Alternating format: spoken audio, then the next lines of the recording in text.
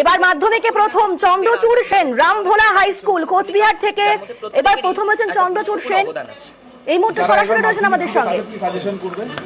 যারা মাধ্যমিক দিবে তাদেরকে একটা কথাই বলবো যে কনসেপ্ট গ্রো করতে হবে, কেবলমাত্র মুখস্থ করলে চলবে না। আমাদের সময়ের যদি প্রশ্নপত্র দেখা হয়, এখানে অনেক কিছু কনসেপ্ট বেসড ছিল, সেক্ষেত্রে টেক্সট খুঁটিয়ে খুঁটিয়ে পড়া তো আছে, তার সাথে কিছুটা সহায়িকা বই যেমন আমি ফলো করছিলাম সেটাও করা যেতে পারে। লিখে লিখে অভ্যাস করাটাকে একটু গুরুত্ব দিতে হবে।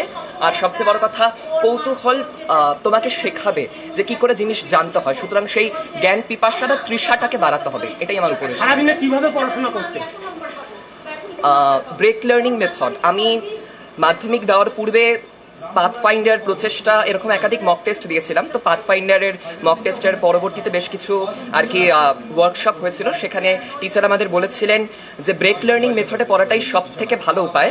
কেননা ম্যারাথন লার্নিং এর মতো যদি আমি একটানা পড়তে থাকি কোনো বিরতি ছাড়াই, তাহলে সেই পড়াটা ততটা প্রোডাক্টিভ হয় না। সেক্ষেত্রে মাঝে মাঝে ব্রেক দিয়ে প্রতি 40 মিনিটের পরে 5 থেকে 10 মিনিট ব্রেক দিয়ে আবার পড়া, সেটাকেই আমি সব থেকে শ্রেয় মনে করি। বোর্ডে প্রথম এটা কি এক্সপেক্ট করেছিলেন? প্রথম এক্সপেক্ট একেবারে করিনি সেভাবে আর কি, তবে প্রথম 10 একটা কিছু করব ভাবছিলাম। আগামীতে যারা মাধ্যমিক দিবে তাদের জন্য কি বার্তা দেবে? বই খুঁটিয়ে খুঁটিয়ে পড়া, রিভাইজ করা যতটা পারো, কেননা 11-12 সিলেবাসের তুলনায় ক্লাস 10 সিলেবাস অনেকটাই আয়তনে ছোট, কিন্তু তাই বলে কোনো কিছুকে উপেক্ষা করা ঠিক নয়।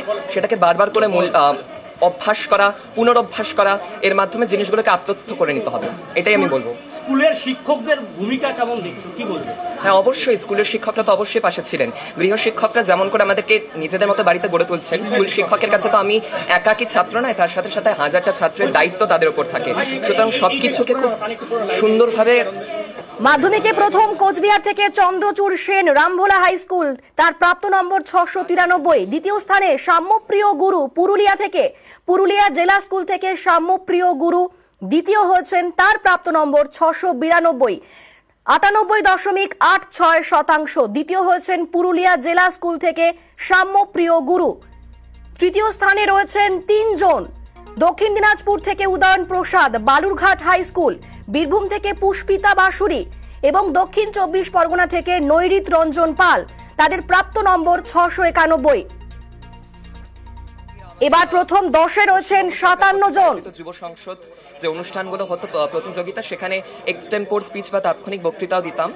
তো সেদিক থেকে দেখতে গেলে এই সমস্ত কিছু তো ছিলই পড়াশোনার পাশাপাশি, যদিও কখনো আমি এদেরকে অতিরিক্ত ভাবতাম না, মানে প্রত্যেকটারই ভূমিকা রয়েছে পড়াশোনার ক্ষেত্রেতেও, বিভিন্ন আঙ্গিকে অবশ্যই বলতে হয় সেক্ষেত্রে। তবে ক্লাস 10-এ যেহেতু পড়ার একটু আলাদা চাপ ছিল আর মাধ্যমিকের একটা ভীতিও কাজ করছিল, সব নিয়ে আর কি সবকিছুর প্রতি আলাদা করে সময় দেওয়াটা সম্ভব হয়নি। তবে হ্যাঁ, সবকিছুই ছিল। সারাদিনে কতক্ষণ পড়াশোনা করতে? ওরকম বাধা ধরা কিছু ছিল না, ইচ্ছে মতো পড়তাম, যখন মনে হতো পড়া দরকার তখন পড়তাম, আর এইভাবে চলতো। এবার প্রথম 10-এ রয়েছেন 57 জন পরীক্ষার্থী। প্রথম হচ্ছেন কোচবিহার থেকে চন্দ্রচূড় সেন, পুরুলিয়া থেকে হচ্ছেন সাম্যপ্রিয় গুরু। তৃতীয় স্থানে রয়েছেন 3 জন।